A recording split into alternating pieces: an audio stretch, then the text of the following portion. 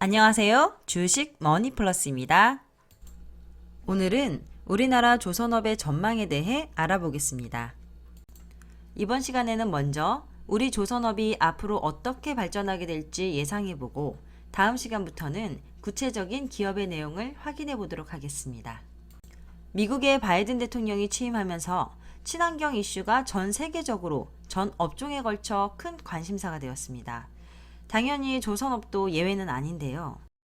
바이든 대통령이 당선 후 가장 먼저 파리 기후변화협약에 재가입 서명을 한 것을 시작으로 IMO의 규제 등 조선, 해운업 분야의 환경 규제가 강화되고 있는 가운데 친환경 선박에 대한 이슈 또한 2021년부터는 커지게 될 것이라는 전망이 일고 있습니다.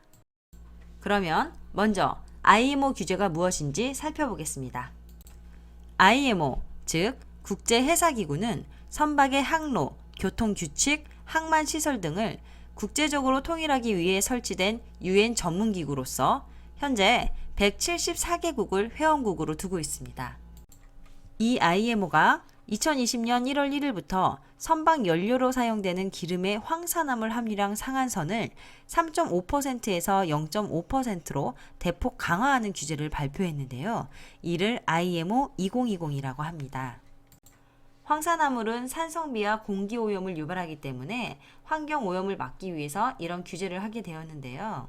IMO 2020에 따라 전 세계 해운업계가 규제를 만족하기 위해서는 첫째, LNG 등 친환경 연료를 사용하는 선박으로 교체하거나 둘째, 선박에 황산화물 저감 장치인 스크러버를 장착하거나 셋째, 황 함유량이 0.1%로 적은 저유황유를 연료로 사용해야 하는 선택의 기로에 놓여 있습니다.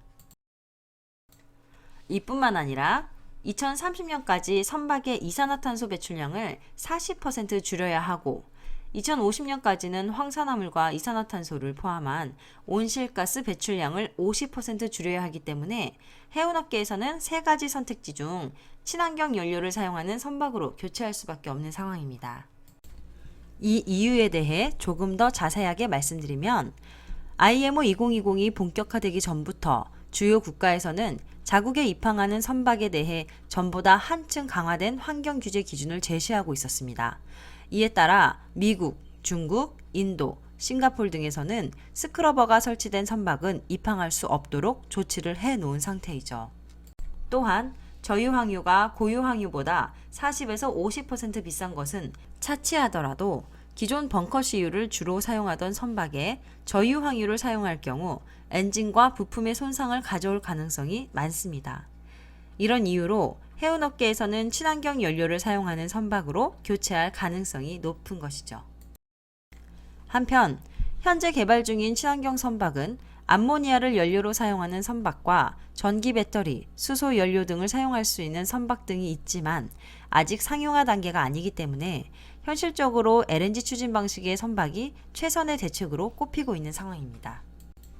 그러면 IMO 규제에 대응하기 위해 교체해야 할 전 세계 선박 중 우리나라의 조선소에서 건조한 선박은 얼마나 될까요?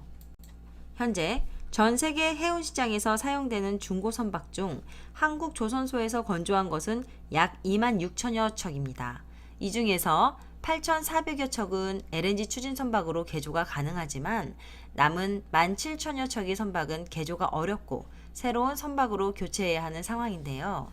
이를 바탕으로 봤을 때 2030년까지 국내 조선소에 연간 1,700척 정도의 새로운 선박 수주를 기대할 수 있다는 얘기가 됩니다.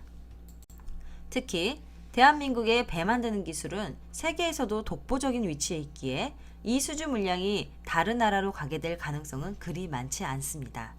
현재 국내 조선사에서 인도되는 선박이 연간 300여 척인 것을 감안하면 적어도 앞으로 10년간 우리 조선업의 매출은 크게 성장할 가능성이 높다는 결론을 내릴 수 있습니다. 지금까지 한국 조선업의 전망에 대해 살펴봤는데요. 다음부터는 한국조선해양, 현대미포조선, 대우조선해양, 삼성중공업 등의 개별 기업의 전망에 대해 조금 더 자세히 살펴보도록 하겠습니다. 도움이 되셨다면 구독과 좋아요, 알람 설정 눌러주세요. 감사합니다.